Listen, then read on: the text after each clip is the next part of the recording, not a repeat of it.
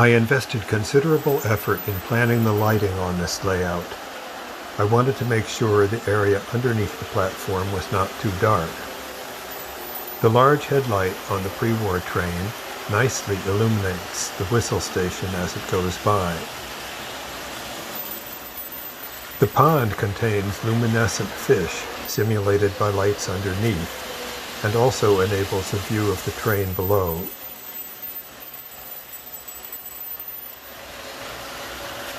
The standard gauge car has a bright bulb on the observation platform as well as one inside the car.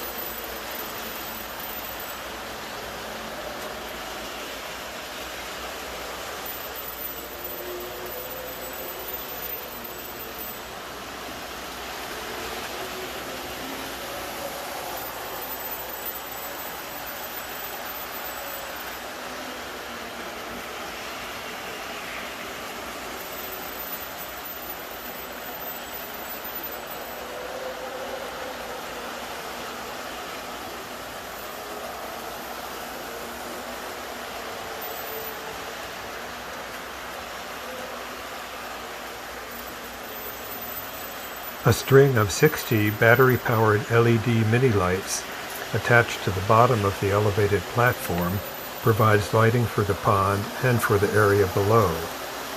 An ingenious idea suggested by my wife. A remote control turns the lights on and off and offers flash and fade options.